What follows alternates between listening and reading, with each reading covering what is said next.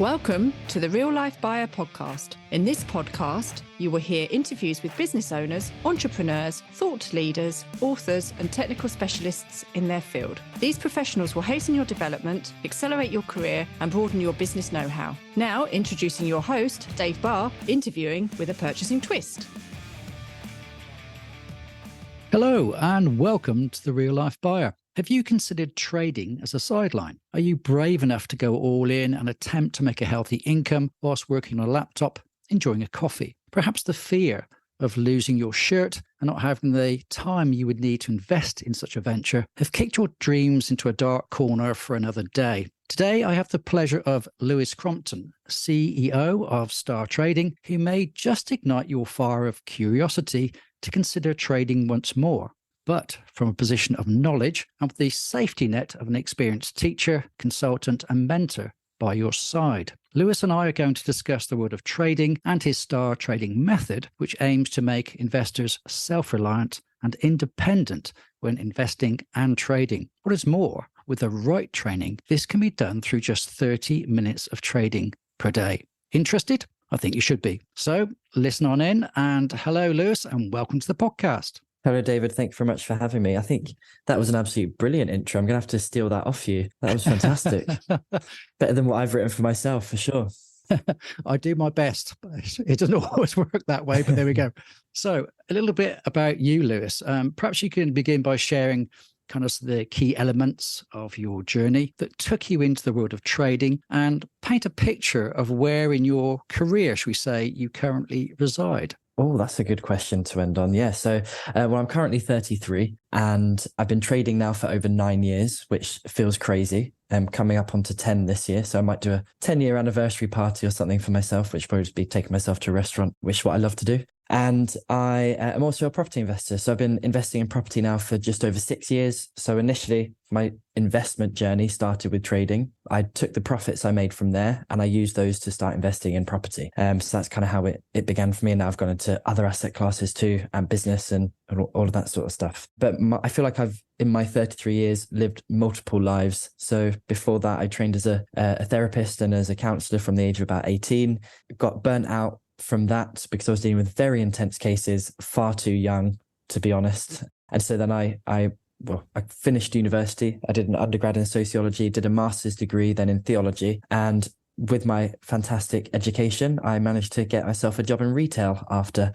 So worked on the shop floor, and then I worked my way up from the shop floor into head offices where I was doing distribution, logistics, that type of thing. And just realized very quickly that career ladder was going to be quite boring. It was going to be quite a capped income and it wasn't going to give me the lifestyle that I wanted. And so that's when I kind of had my appetite whet for investing and doing something other than the traditional 9 to 5, which could actually give me the freedom of location and the choice of lifestyle that I wanted. And that's where trading then entered. Almost by a twist of fate. It was quite accidental because I'd always been into the idea of property investing, always been into that. I remember doing a paper around age 14 and thinking, why would I trust the pension system when I could own a property and they would pay me rent and that would be an income for me? I remember I was probably about 13 years old doing a paper round. I don't know if that was legal, but I was very young when I started because I always wanted to work and earn money and that type of thing. But it was always not for the sake of making money. It was so I could enjoy things. I think it was probably back then computer games or something. And my parents couldn't necessarily afford to buy me all the computer games I wanted. So I just had that awareness early on that I would have to work for it. So yeah, that's kind of where that kind of ethos of property and investing kind of started right early. I just had no idea about how to do it. And then when friends of mine told me about a book called Rich Dad Poor Dad by a guy called Robert Kiyosaki, they suggested I read it. I didn't read it because I wasn't a big reader then, but I did see an advert a few weeks after for a seminar, and I'm always up for learning, but I just wasn't a fan of reading back then. I read a lot now. And so I went along to this property seminar, but turns out I'd registered for the wrong event online. So when I got there, they said, your name's not on this list, but we have found your name on this list and it's about trading. I was like, well, I'm here now. I've got myself on a train. I've brought myself into central London and I'm here. I may as well go for it. And that was just over 9 years ago. And I was completely sold on the idea of doing trading. And then, 7 months later, left my job. Wow. Wow. Now, a lot of people listening may be thinking, hold on, this guy's been in this game now for 9 years. It's pretty successful, hopefully earned a fair amount of money doing it. And yet you spend much of your time helping other people to educate them in how they perhaps can trade as well. So the question I would ask as a result is, what is your why? What's your purpose in life? Why are you doing this? Yeah, I think I kind of touched on this before. Money isn't my motivator. I think money is amazing. I think money gives you a lot of choice and a lot of freedom, and gives you access to some pretty incredible experiences. And that's what I like money for. But I'm not really motivated by money. I think you get to a certain point with money where you don't really need more. There's definitely studies done on the level of money you have versus the level of happiness, and it gets to I can't remember exactly what the figure is, but you get to a certain amount, and then the amount of more money you need to have even the tiniest incremental jump in happiness it's just ridiculous. Like, there isn't actually, money doesn't make you happy after a certain level. So my drive, I would say, has always been, or my motivator has always been, more helping people. And that sounds a bit generic, but really it's about transformation. I mean, my master's degree was in transformation. My training, when I was training to be a counselor and a therapist, was about helping people transform their lives in a different way to how I do now. I mean, I say that I end up doing a lot of like marriage counseling with my mentees and goodness knows what else, because there's so much that goes on and you're the person there that they're seeing and talking to. So you end up in those conversations too. But my drive has always been to have people feel better in themselves and have better lives as a result. And my mission, I would say, is to help. I've written down a mission and goal set and all of that sort of stuff. And what I've written down is I want to help 1 million families across the world live better lives. And what I mean by better lives is they have less financial stress, they have to work less for money, and they can enjoy life more as a result. So less time working, more time having fun, and less stress about finances. And so for me, if people let it, trading will change their life. And I can say that because that is what it did for me. It completely changed the trajectory of my life. I did not think this was the world I would end up in. It's where I've ended up. And I've been able to use that to achieve my mission as well of helping other people. And it's done the same for many of my students as well. So it really is something which I believe changes your life. And like you said in the intro, I've developed a system and a method that means you only have to spend 30 minutes a day doing it. Okay, there's some good teases there for people to carry on listening to the things you're going to share now. So let's just clarify what you mean by trading. A lot of people think of, obviously, Wolf of Wall Street and all this kind of stuff, the classic movie themes. Yeah. Is that what we're talking about today? What kind of trading are we talking about? No, so there's often a misconception between trading and investing. Now, trading is a form of investment. It definitely is, but the processes are quite different. And also what's different is the timeframes you're looking at. So for me, investing is more longer term, medium to long term, whereas trading is a shorter term investment style and strategy and process. So if I take it to investing, first of all, to kind of do a comparison. So if I was to buy oil as an investment, I would be looking to hold that for probably at least a year, if not longer, as an investment. And I would buy it and I would hold it and I'd wait. When you are trading, again, if you think the price is going to go up, you would buy. I mean, you can do the reverse. You can actually make money as markets crash, which is another reason why I love trading, because it is a recession-proof investment style. Then if I was to buy that oil, then I would be out of that oil trade, that oil position, that oil holding within a few days to a few weeks. So that is kind of what defines it as trading, is because yes, you're still buying and selling or selling and buying, but you are in that process for a shorter period of time. Okay. Again, there is a persona about people who trade, perhaps one of being ruthless or something like that. There's a kind of an avatar that one could conjure up, shall we say. So to be a successful trader, are there certain behaviors, traits, attitudes? Is it a certain personality type? Is there an importance of a high IQ? Or conversely, who should stay away from trading? What are the key things about a good trader and a bad trader? Brilliant question, because often there is a stereotype of what would make a good trader. And that is not me. I am definitely the example of not having high IQ, yet still being able to trade successfully. I was in the lower set for maths. So there's often a perception that you have to be really good at maths and that type of thing. No, not the case at all. What you do need to be good at really is being able to follow a system. And by system, what I do with my mentees is I create tick boxes for them. So it's very much can you see this, and this? Okay, you can take the trade. Done. What if you're missing one of those? Then don't take the trade. You have to walk away. That's the point of having a system and a process. And one of the things we do on our mentorships very, very early on, like in the first session, is we identify someone's trader personality, their investor personality, because that gives us a very clear indication about what their strengths are going to be and what their weaknesses are going to be. And there's 4 main ones that we have. But if you think that one of them is going to be the better trader, let's say, for example, one of them is being an analytical investor type. People think analyticals because they're generally good with numbers. They like looking at data and things like that. People think they will be the better traders. It's not true. They have inherent, or again, I'm trying not to generalize, but it's with 4 categories, you have to generalize, but they tend to find it harder to take action and press the button and actually get going with it. Whereas other personality types, my personality type, which is quite expressive, I like to be around people. I'm very people orientated. I like things to be fun. I'm less detail orientated. I find it easier to press the button, and I find it too easy to press the button. So you've got kind of these 2 extremes. Yep. That for me, when I'm mentoring someone or my team are mentoring someone, we need to know what their extremes are, and then we have to create the systems for them, which will bring them into the center and be able to follow that plan better. So there isn't a specific personality type which is better. And people do tend to think, oh, I can't trade because I'm not good at maths, or I'm not good enough with data or things like that. And it's just not true. Probably if I had to pick one of them to be the best trader, it would probably be the one that everybody else would think wouldn't be the best trader. And that's what we call amiables. And amiables, one of their personality traits is that they're very good at doing what they're told. So they're people that like to be led. And the reason they make very good traders is because they just do what they're told and they follow the system. So they tend to become good traders fairly quickly because of that particular trait. Whereas all the other traits either overthink it or ignore it. Right. That in terms of that guidance. So that's why we have to work with all those personality types, and they all have strengths and all have weaknesses. Right. Okay. That's quite interesting. I didn't expect there to be a tick box exercise to take place there. Is it important, their attitude to risk, financial advising type term? Is that a critical factor or not by the sounds of it? Money management, risk management is, for me, the most important thing. My goal whenever I talk to anybody about trading, whether that's on a webinar or I'm keynote speaking or whatever, is I will always talk about risk management because I want to keep people safe. And there is ways in which you do that within our method, which make it I was going to say no risk, and that's not true because there's always risk involved.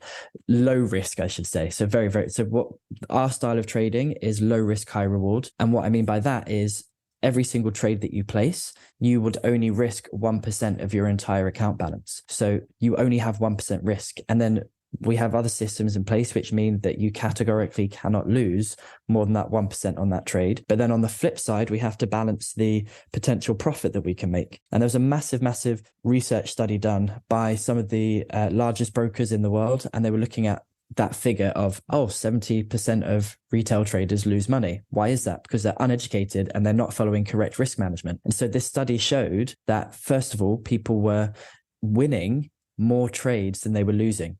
So the natural question then is, well, Lewis, you just said that 70% of retail traders lose money, but you just said more of them are winning than are losing. Yes, that's true on a trade by trade basis. So what does that tell us? That tells us that when they win small, and when they lose big, because they're not factoring in what we call risk to reward ratios. So we cannot risk more than we stand to make as a potential profit. So our minimum is a 1-to-1 ratio.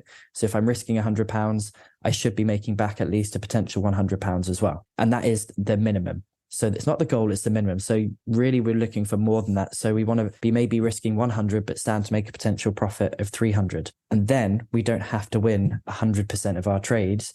Even at a 1-for-1, you only have to win half the time to break even. If you're winning at 2-for-1, meaning you could win 200 but lose 100, you only have to win 33% of the time to break even. So you're massively putting the likelihood of you being profitable into that green zone. And that's the style of trading that I teach, and it keeps people safe. And that's why I believe trading is lower risk than most other investment vehicles, and definitely lower risk than property. And I'm saying that as a property investor. That's quite fascinating. There's a lot of things to take in there. I think people need to rewind that quite a few times. You're talking about, it appears to be sometimes complex things. People think of trading as being complex. They need certain software systems. They need all sorts of investment to be made, both in themselves and in other things to help them trade. What's the reality? Could you trade on a shoestring, for example? We've already heard of penny shares from years and years ago. Yeah. Do you need to have a certain amount of capital to start with, and to risk, should we say, to be able to start trading? Yes and no. So you can start with I would say, low as 300, maybe 500. If you're talking about penny stocks and penny shares, though, again, that's actually a very high risk strategy because they have no track record. That's why they're so cheap. So again, it's actually really, really high risk compared to what I do and what I teach. So you can trade on a shoestring, of course. I do think if I was to make trading super simple, what you need to really be able to do as a trader is let the market tell you what direction it's moving in next. And that's what we use strategies for, to help us make that decision. You want to manage your money correctly. So you're managing your risk, you're protecting your risk. And then you need to manage yourself as well. So you need to manage your emotions and your mindset and the way in which you're actually trading and approaching the market. So if I was to make it super simple, that's kind of what I would do. Methodology covers those three, but we add in a couple of extra things as well. So we have 5 points within the STAR of STAR trading, which is our methodology, which is what was on Bloomberg and Yahoo Finance, because it's data driven, not emotion driven. So when you said like, oh, I wasn't expecting there to be like a checklist, it's like, yeah, because every decision we make is based upon the data we've collected in our testing phase, which we then apply in the live setting. And that's what allows us to have the confidence behind what we're doing. So the 5 points are strategy mastery, chart mastery. So what is the chart telling you? Risk mastery, managing your money, protecting yourself, mindset mastery, and then optimization. So once you've done all of those things, how do we increase the profit margin on what we're doing as well? And how do we lower the risk even further? Low risk, high reward. And if anybody is listening from the UK, then what's really nice about this style of trading is that it's tax free as well. So you get that extra little Brucey bonus in there too. That's a blast from the past, the Brucey bonus. Yeah. Oh, I love a Brucey bonus. Yeah. Okay. I've seen the number of apps on people's phones that allow people to trade. Now, what's your thoughts on those kind of systems? Do they have a place in your world, in your training system, or are you best to leave those well alone? Yes, I think this kind of touches on your question as well before of can you do it on a shoestring? Do you need to pay for extra software? You don't need to pay for any additional software. I would say a number of years, when I first started, potentially you would have wanted to, because the charting software and analysis tools that were in-house, inbuilt within the brokers wasn't very good. The systems in the market wasn't as sophisticated as it is now, and there was less competition. As the competition for brokers has increased, guess what? Their offer has improved, and their service has improved as well. So that's really, really good news for everyone. And that means you don't need to buy all these extra apps and widgets and doodahs and all of that. It's not necessary. Again, my job, I think, is to keep the process as simple as possible for people. So it's not hard work to learn and it's not hard work to apply. And the problem we have as an industry within Forex, other than obviously all the scammers that are out there. I mean, there's scammers in every industry. Forex is just particularly known for it because it's money. But the reality is you don't need all of those things. There's so much information that is pumped and thrown at people to make it look like you need to know this to actually be profitable. No, you need to know this as well. Oh, and you need to know this. Not none of that, because some information is really helpful, but you just need to follow a process, a system, and stick to that. You don't need to worry about going all over the place on YouTube to learn more and more and more. And again, analytical personality types, they love that. They love more data, they love more information, but actually it's never enough. It never stops. I mean, there's a book written called something like 501 Candle Patterns You Need to Know. Candle patterns being the candles in the market, which represent the data, and certain patterns that are created when the market moves in a certain way. And my trading mentor, who's still a good friend of mine, he was speaking at a conference with the guy who wrote this book. And he was backstage and he said, so how many of those do you actually use? And the guy said to him, the guy who wrote the book, who will remain nameless, said, "Oh, I only used about 5 of them. So why have you written a book about 500 or so of them? The only reason you would write a book about 500 of them is so you can sell books and make money off of it, because people think they need more information. They don't need more information. They need systems and processes that they can actually follow simply. And guess what? Most people don't want to do this as a full-time job. They want to just do it around a job, around another business that they might have, spend 30 minutes a day diversing their asset classes and generating in the UK a bonus tax-free income." Okay, so I'm thinking now, so somebody's probably quite intrigued about this now. So the kind of things they would need, obviously need some kind of laptop, computer, some kind of device. Definitely a laptop or a computer. I'm not going to be the person that says you can make money off your phone. You need to do analysis, and a phone is not a good enough tool for you to do that analysis on. Right. So there's investment potentially of at least a few hundred. You buy a second-hand bit of kit, etc. Yeah, it doesn't need to be all bells and whistles. Just needs to be a standard laptop. Okay. Then you need, say, £300 to £500 as your stake money, or whatever you want to call it that. And then obviously there's your course. So you've touched on your course now, thinking what kind of investment, both in money and time, are people talking about to be able to take your course to begin to be in a position to start trading? So I'll talk time. I won't talk price, just because prices always change. And actually we are due to put them up because it's a new year and we haven't put our price up for 2 years. And I hate putting prices up because I don't like it. But I don't want to quote a price and then someone comes back in a year after watching and says, "Oh, by the way, blah, blah, blah, blah, blah."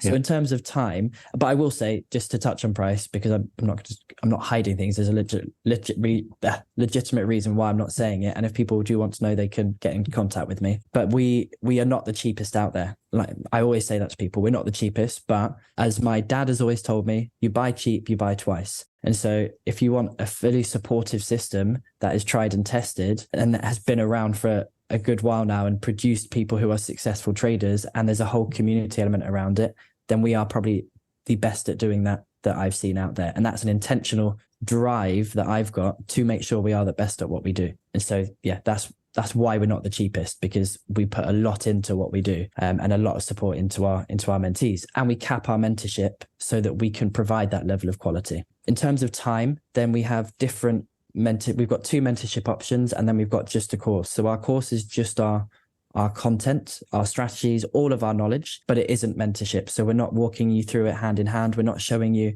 how to apply it with you there physically.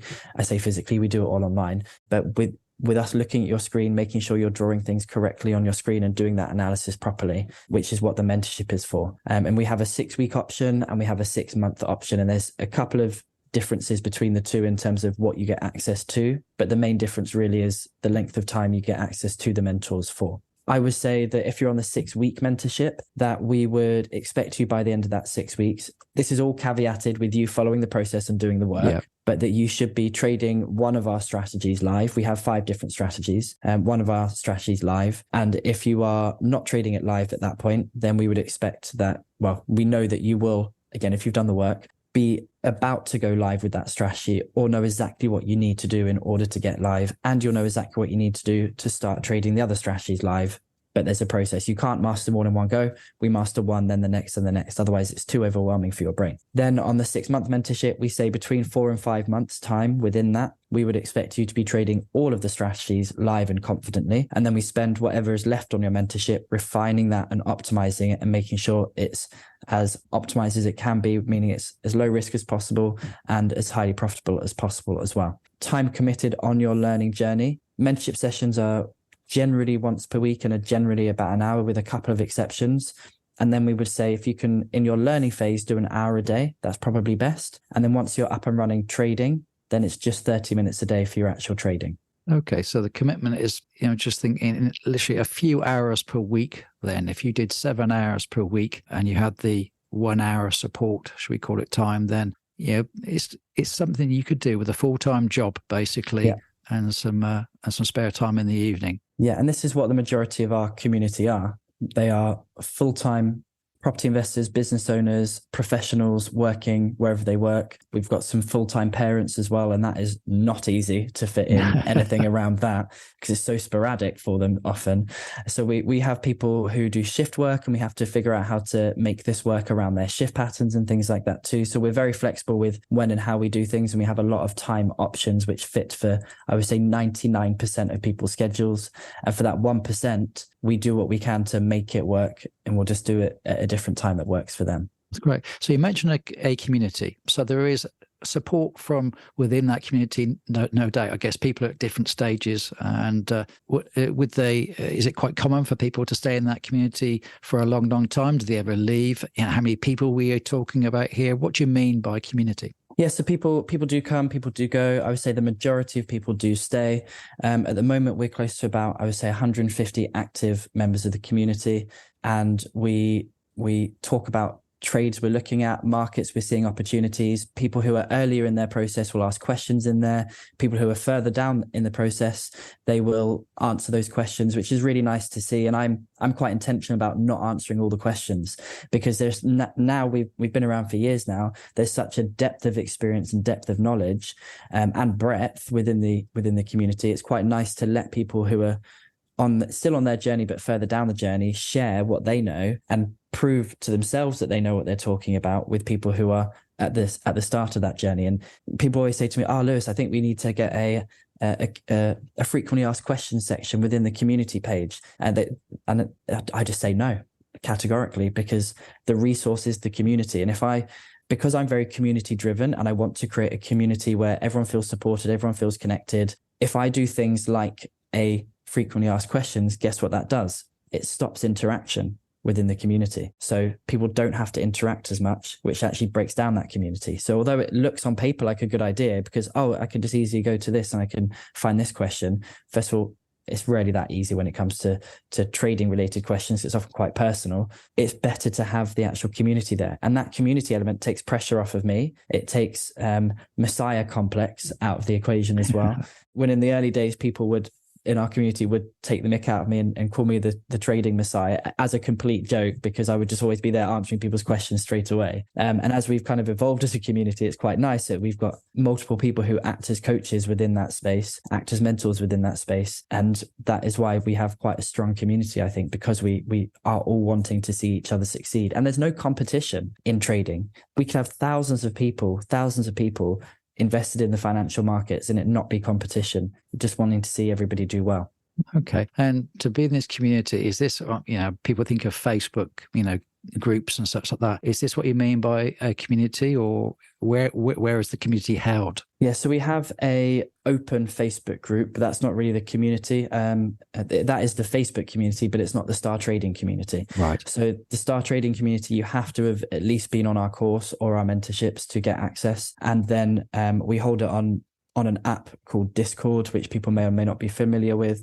It's a bit like WhatsApp, but it's able to split out chats. So we split out chats depending on what experience level people are at and what they're trying to learn. So we've got like a channel in there, which is additional training. So weekly, I'll do some extra training or thoughts about a particular market and live market analysis and that type of stuff. So we put that into that channel. We have a whole channel dedicated to people who are, we call it the still learning chat.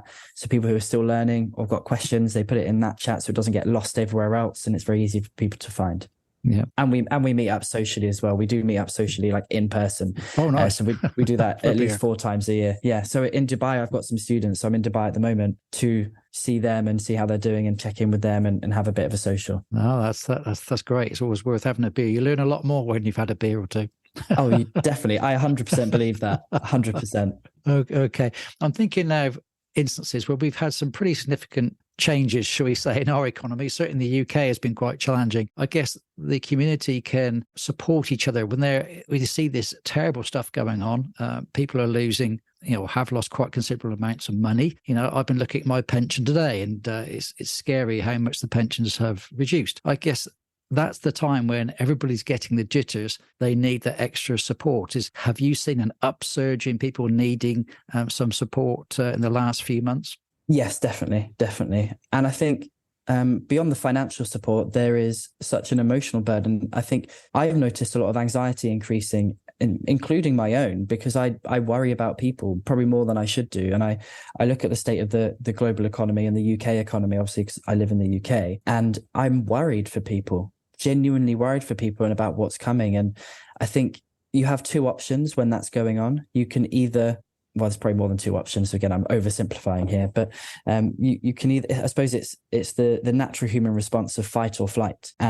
But the third response actually is you just shut down completely. And that, I mean, I'm about to go into a load of psychological stuff, which I love. And when you don't have the ability to fight and you don't have the ability to flight, so you can't run away, you can't escape a situation, but you can't fight in a situation, what happens is you actually experience trauma. That's what causes trauma, is the inability to do either of those two natural human responses to something. And that's what shuts people down. That's what I think causes anxiety. That's what I think causes depression and all of those types of things, having been someone who's experienced that stuff. And I'm noticing that increase a lot more. So I'm having a lot of conversations with people who are really struggling with that because of everything that's going on. They're genuinely worried. I'm genuinely worried about what it means for people. And I'm just, again, so grateful that I've got trading, which is a recession-proof income strategy, because like I said at the start, you can trade as markets go up in good times, you can trade as markets go down in bad times. It's phenomenal because of that. And if you've got a skill set which means you can turn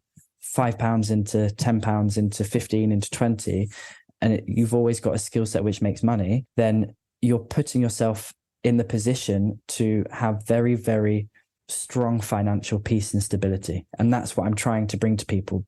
But when you go into times like this, people have those two response options, and you either shut down and your automatic is, I'm cutting down spending, I'm not doing this, I'm not doing that, I'm not doing that. And that's not bad, but that is very, very defensive. And sometimes the best defense is a good offense. Sometimes it's not. When it comes to risk management, it's definitely not. When it comes to trading, you want to be defensive. But when it comes to progressing and taking yourself somewhere than you currently are, you need to behave differently. You need to give yourself the opportunity to generate an additional income stream. I think a lot of people now are truly waking up to the fact that the way society has gone, wrongly or rightly, and I actually think wrongly if I'm honest, but the way society is, if we're just honest and the way we look at things, the cost of everything just to have a normal life is a lot more than it used to be. Wages versus cost of living, the ratio is not what it was 20 years ago. It's not what it was 50 years ago.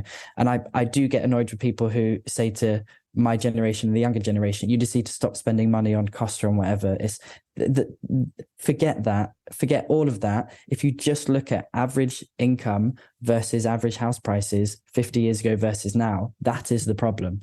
That's what the problem is. It's not because we like to go to Costa and live our best lives on Instagram because we're traveling around the world. Okay, there's part of that. There's definitely part of it as well. People don't know how to save and delay gratification nowadays. The economy, the cost of living, those numbers, that is what is making people now wake up and realize they need to have an additional income stream from somewhere. So my challenge to people is, if it's not trading, fine, but make it something. I love trading because it's location free, tax free because I'm in the UK, only takes me 30 minutes a day, and I can make 5% to 10% per month on a consistent basis. I don't know any other form of side hustle, if we're going to call it that will allow people to tick all of those boxes, which is why I love it. And I'm very grateful that I found it first before property. And then I could use that capital to then reinvest into other asset classes like property.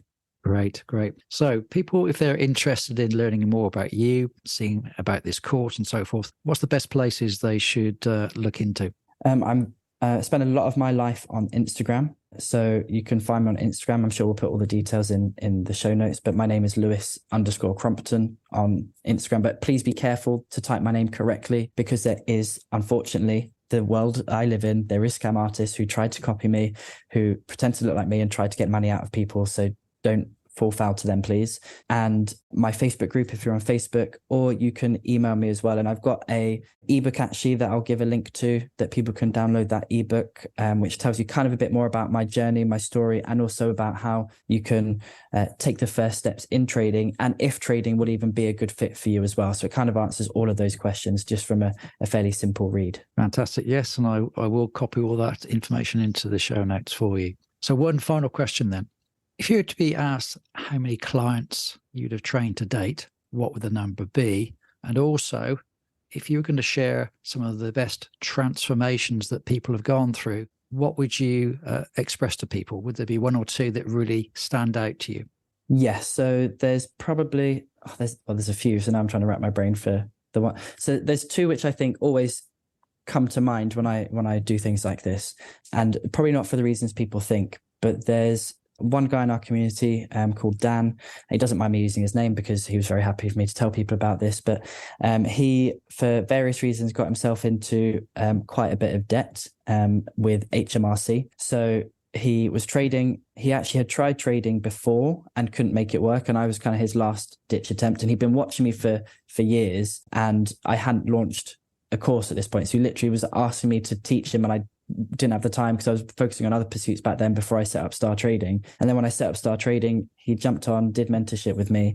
And within a few months, he was trading live. And he, because of that, was able to, I'll just say 18 months. It took him 18 months to pay off not one set of debts from HMRC. It turned out then there was a second set of debts as well that he then had to pay. And I always remember the conversation because he was really upset. And he said, Lewis, I've had to take a load of money out of my trading account. I'm really gutted. I feel like I'm starting back at zero. And I was like, well, why have you taken a load of money out of your account? And he said, oh, because I've just paid off all these debts, but I've been growing my account, and now I've paid off these debts, and now I'm back to square one. And I got angry at him. I was like, how are you upset?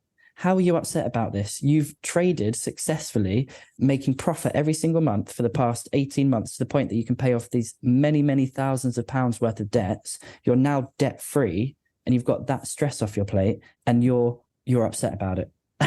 I was like, get some perspective, man. Like, honestly, like you've done so well because you followed the system and you've done it. Like you've made it work and you've made a success of it. And now you're debt free. That is one that always sticks out to me because it's so impactful. One of the other stories is a fairly recent one. And one of my students was looking to help his daughter buy a house, but didn't have the money to do so. Long story short, because of trading over the past 12 months or so, was able to have money ready to help his daughter buy a house, who's now bought her house and been able to move in just before Christmas. And they had Christmas at the house. So those real world implications of having taken a chance to give yourself the opportunity to create an additional income stream. Okay, you may not set the world alight in your first 3 to 6 months, but you have to think it's an investment. Again, you wouldn't buy a stock or share and expect to be a millionaire tomorrow, would you? Like, that's just lunacy. And true Forex trading and financial market trading is not get rich quick, but it definitely will get you rich if you you give it the respect and the time that it needs. So those are two stories which really do stick out for me. Yeah. And there's actually quite a few people, if I think about it, who've managed to pay off their debt because of trading, which is quite cool. Brilliant. That's brilliant. Well, I think there's an awful lot for people to take on board today. You've shared a heck of a lot of information, some of it probably a little bit technical. As I said, I'm sure there's some sections people will need to go back and read through. However, I suspect it's going to create a lot of interest for people, and hopefully they'll be downloading your ebook before long. If you just drop me exactly the information you want me to publish, and I'll share that with the audience. So all I can say now really is thank you very much for sharing that.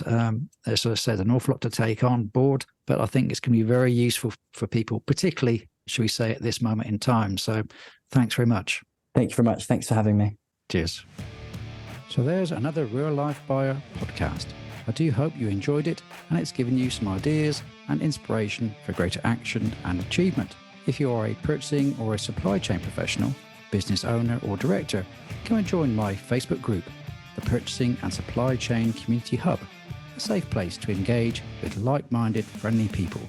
See you soon. Bye.